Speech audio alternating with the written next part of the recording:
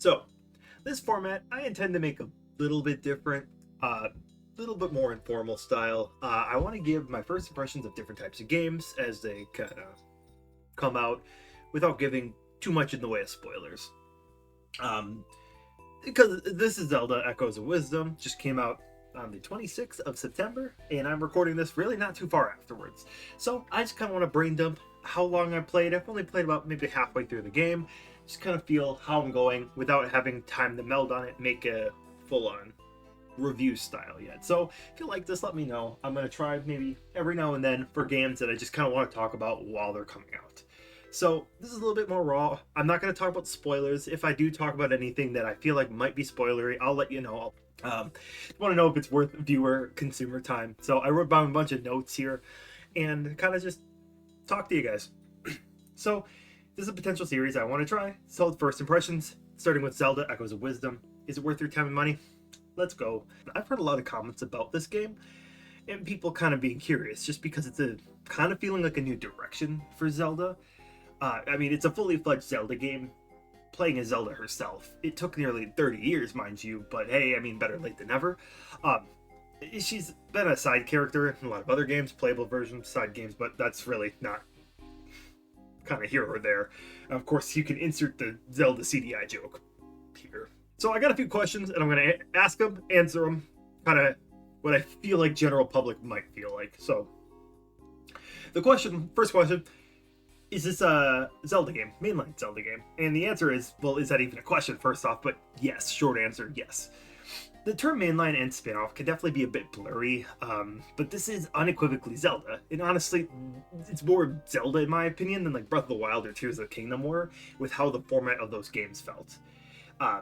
If you're looking at more of a purely nostalgic lens, the inspiration of these games just go a lot more in ways of games like Link's Awakening and A Link to the Past. A lot of the foundation that those games set built up here.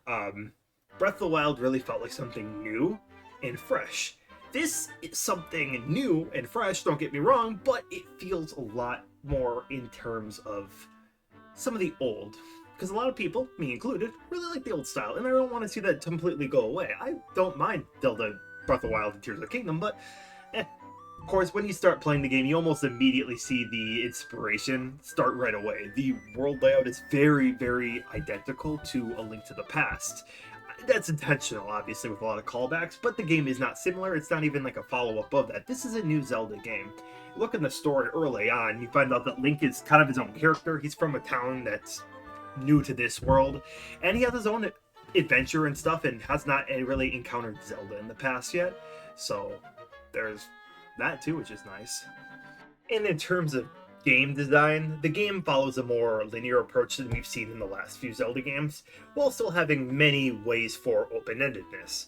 Now, the game kind of bottlenecks you at certain points, like at the beginning, opens up a tad, and then it kind of goes back in. It seems like it opens up. That's kind of how it's been snaking a little bit, if that makes sense, how I've seen it so far. So the first dungeon, then you go do some plot stuff, and then they give you the option of going to 2 dungeons in any order you prefer. Of course, the overworld is a lot more free reign, and honestly, most of it seems to be right now limited by your imagination and how many echoes you have, which is Zelda's, of course, main form of moving around. So far, there's been a few dungeons. Dungeons feel like a good classic style. There's a lot of side quests, minigames. Every aspect is here in a Zelda game. This really feels like a new, fresh take at a lot of the 2D Zeldas we've seen in the past, without being too much of a far cry that you're not gonna feel unwelcome if you were a Zelda veteran. So let's go to question 2. Echoes. That's their main thing. How are they? This is basically in use of items, or the Sheikah Slate, or your arm in Tears of the Kingdom, stuff like that. So you get a lot of echoes very quickly and right at the beginning. How useful they are is kind of up to your imagination, as the kind of the game advertised. It replaces the traditional form of items, as I just said, but it can really apply anywhere, and depending on what items you have, some can kind of replace items. Some of them, like the Ignazal or Brazier, give way to igniting things. It's kind of your way of lighting things on fire, like a lantern or a fire rod. There's a fish bomb, reminiscent of like the ones from Twilight Princess, where it's just, you can use that as a bomb for the majority of the way. So that's kind of cool. There's a wind cannon similar to the gust jar, wind bellows type items. So there's a lot of things you can use and pull similarities from other Zelda games, which I'm totally cool with. I think that makes sense. Because obviously some of the traditional puzzle solving is still there. I'm going to hold some of my tongue on the rest of that just because these are more earlier stuff you'll probably encounter. The variety is endless, I will give it that. Platforming is completely new. You can breach stuff. Obviously, the beds have been one of the main ones. Just getting around on the beds is actually one of the best ways. Early on, there's this water block that I got that is perfect for vertical traversal, which is fantastic because that kind of held you back a lot. And it's good. I think for exploration-wise, it's fantastic. You get to move around and feel like you can go out of bounds without the game making you go out of bounds. Like treetops where you feel like you probably shouldn't have gone there, you can go on there too. It's cool. It's a different way to explore, and I really have liked it so far. You'll find your favorites fast of the echoes, which is cool because there's so many. You're not really going to get a chance to properly use them all, but I like that they have variety and options, and I'm sure the way to approach most puzzles is pretty endless, if I'm being honest. So that's really cool. Now, there's also a few other things she gets, binding and reverse bind. They're very similar to like the Ultra Hand or Magnesis, I guess, from the last couple games. You could use all this to, along with the echoes, for Zelda to defeat her enemies in a less direct way than Link usually has in these games. So I think that's a good kind of moving into combat, as that's one of the other points of people asking, how is the combat? That's question 3. This is definitely the most divisive I feel on this for sure. But like, I like the and dislike combat, if I'm being honest. In a general sense, in the overworld, basic trash mobs, pretty. I don't like fighting them. I think that sucks. They take too many hits to kill. How many long your echoes fight? You really have to stand there and command them, like Pikmin or something like that. I guess is the best way you can order it around. Or you're a king or a general ordering your troops. I get they fight on a similar window to like how the enemies function normally, so they're not going to over swipe super fast, or they're going to swipe how they're kind of programmed to. But it really can drag on, even if you have a bunch of mobs. There is a targeting mechanic where you can target enemies that you want or specific things for the enemies to target. It works sometimes, not all the time. I don't know. I have like an army of Octoroks to attack, and then sometimes it's hard to actually target the thing I want, which is a little frustrating, I'm not going to lie. It works sometimes. That's the biggest issue. Going against an identical enemy, I honestly see the enemies kill each other. Like two Darknuts, a Darknut versus a Darknut, they're honestly just going to kill each other because their attack windows are the exact same. So it's just going to end them killing each other, which isn't a bad thing. It's just kind of like, okay, well, that was it. Can't really keep enemies out for long, but maybe that's the point, to switch it, and I'm just not feeling that vibe, but that could just be me. Now, there obviously is using bind and reverse bind to your abilities. There's also different ways of puzzles. You can, instead of just summoning enemies, you can throw rocks, do other things. There's limits, and so that could be just saying a limit out to my brain, like that's kind of a test to there. So I get that as well. Of course, there's the swordsman mode, which has definitely been advertised, where Zelda can take a spirit version of Link and fights very similar to how he does in a lot of the 2D games. This is short-lived, obviously, because it can be pretty overpowered. However, you do still attack pretty weak. You upgrade it over time by finding items that you either get through the main story or just thorough exploration. So I like that as well. And I like how it's not just a crutch that you can use all the time. You have to use it in specific situations, making you use your brain. I understand that completely, and I guess I could see that being a turnoff for some people, which I totally understand. It's cool. I think how you utilize your echoes are cleverly done. And of course, this isn't all bad. I think the bosses and some key fixed fights are fantastic. The bosses are cleverly designed, and using different echoes to your knowledge here, it's just great. It's fun. And I think that's where it stands out the best, this combat style. But just fighting regular enemies, it feels like a slow slog. You just kind of sit there and then just have to throw a bunch of echoes at it or just move on. It's honestly, lots of times I'm just maybe throw an enemy so they get distracted on the... throw out one of my echoes so they get distracted on the enemy, move on from there. That's kind of just how I do it. It's not really worth it in the end to usually fight them unless they're blocking something you need, or you want to get their echo too. I like experimenting with them, but even then it still feels like some enemies just don't do what you want, which kind of sucks sometimes. So I'm not saying the combat's bad, I just think there's a learning curve, and obviously some people might not be a fan of that, which once again, I will never blame you for. I think it's definitely going to be a little bit hard to get used to, because it's different. That's really what it is. Of course, sliding back into bosses and kind of segueing into the dungeon mechanic, I do think with echoes and all this exploration with combat, dungeons are some of the standout parts of this game. So question 4, how are the dungeons? Obviously I answered that already, fantastic. They're not like the last two open world Zeldas in that being they actually have substance, not visually lame or barren puzzle solving. There's a perfect blend of old and new. New ways to go about the puzzle solving, but the dungeons feel like a lot old classic style that we maybe have used to in something like Link's Awakening or Link to the Past. They're two games I like to obviously reference here because I feel like a lot comes from that, even the Oracle games to an extent as well. There's a lot of puzzle solving here, which is cool, and once again, with the echoes, with the binding, there's so much ways to tackle one puzzle, it's absurd. I've seen it, like, just watching little gameplay snippets of, like, afterwards, I'm like, oh, that person solved it a different way I did, or, hey, maybe you could do it this way. It's really cool, and once again, the only limit is the echoes you have in your brain, your creativity, so, once again, how they do dungeons in this game are probably some of the best in recent Zelda games for sure, especially 2D, because these have been fun so far. Maybe the last couple of dungeons suck, but so far I've had a blast with them. Definitely like my favorite parts of the game so far.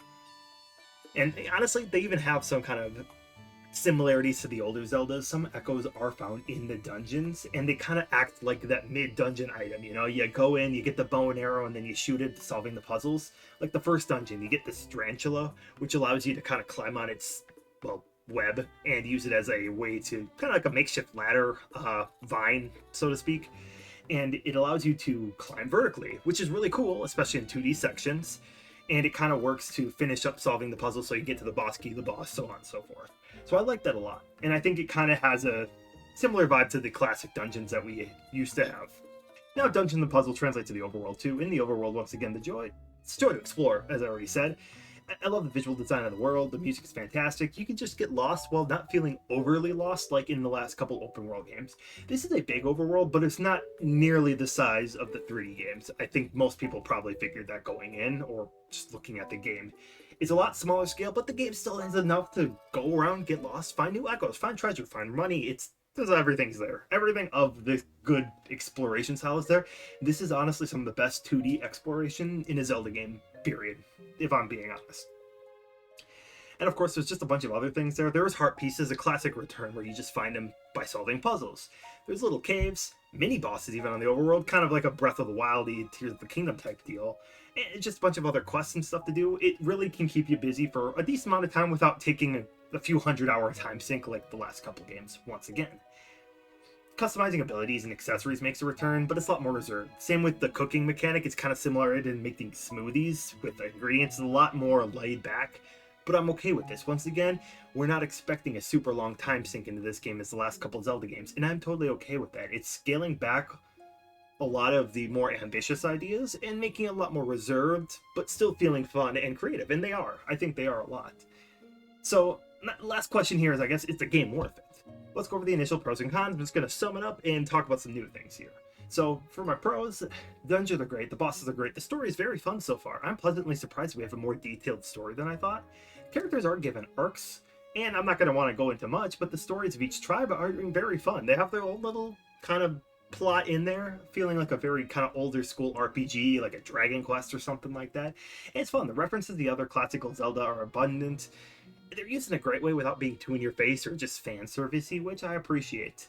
The Steel World's also a pretty cool, interesting thing that I like. Kind of a mix of like the Silent Realm from Skyward Sword or the Twilight Realm from Twilight Princess, mixed with a little bit of the Distortion Realm if you play Pokemon Platinum.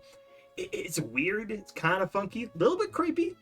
It's eerie, that's for sure, and it's different. And there's a lot of stuff you can do for fun and part of the main story. Some of it's on the side, which is cool as well. The gameplay feels really fluid and fun, aside from some of the battle parts that I feel kind of iffy on. The rest of it feels great, the movement's great. I like how Zelda can just jump in this game, it's super fun. And then for cons, honestly, it was mainly the combat. It's just not really feeling it for me. I'm not getting that, and that might just be a me thing. I will totally, like, bend to that. I get it. The enemy AI is just sometimes not great for that. I've heard issues of frame rate. I haven't noticed it too much, but I guess it's going to vary from person to person depending on what switch you have, if you're playing docked, handheld, stuff like that. Another big complaint is the echo menuing, or should I echo the complaint? The menuing sucks. It's just one straight line. This could be easily fixed by adding a couple rows. My thought is having like a couple hotkeys of like your most used, most useful. You could just select a few echoes that you like. Maybe a couple puzzle solving ones like the bed, the water block, and then having a couple moblins, zoles, stuff to have as like an enemy. Because having to scroll through it is just annoying. There is limited sorting options. While it is there, it's just not great. I'm going to be honest. So that's one that I've echoed. It is not a deal breaker by any stretch of the means. It's just annoying, and I really think that could just be fixed in a simple update. I really hope Nintendo would do it, feeling like they won't, but I don't know. It's a modern UI system that they really could just improve on, but they really seem to like it because this has been like the same UI they've been using since Breath of the Wild. So just add a damn row, please. Nintendo, please. Lastly, I just want to sum up where I'm at. The game is genuinely great. I think you should get this game. There's so many amazing things here, and you have to come in expecting a different feel, though. You aren't expecting the next... It's not the next Tears of the Kingdom. It is not the next Ocarina of Time or A Link to the Past. It is a completely new game while still being grounded in the main Zelda thing. This is a new branch, and I really do hope that going forward, we do get to see a little bit more of Zelda as a main protagonist. I do like this idea of it, and I really want to see more. So, I'll stop the video impressions stop here, because I think you should get this game if you are a Zelda fan. Just once again, expect something a little bit different.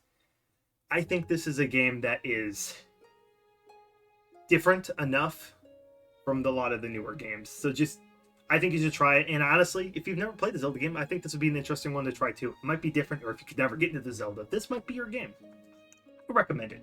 Highly do, and I don't think anything would change in the last little bit, but I really hope that things like the combat will come around for me, but eventually I'll probably get to a full-on, more in-depth review style. So, once again, impressions are going to stop here. I'm going to one-on-one talk, so I want to talk a little bit about some spoilery stuff here in just a second, because I want to discuss the theory. So, if you haven't reached about halfway point of the game, be warned, I'm going to be talking about some things. So, alright, we're done? Okay, cool. Fan service is great, but Jesus Christ, the Oracle games have more credence than ever before, because I popped off just recently with this huge Oracle of Ages callback that was fucking nuts. I'm glad I reacted to this blind, because holy shit, this was cool. Just cool. I'll play the clip first, and once again, spoilers if you still haven't left.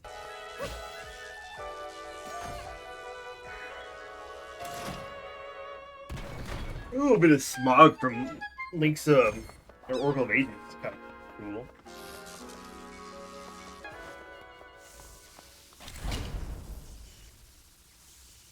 It is smog. Referencing Oracle of Ages in the year 2024.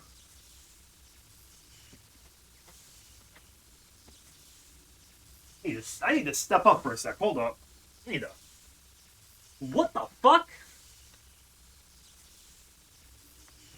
That's genuinely shocking. Alright, we are getting calling it here. Calling it here. Link's Awakening.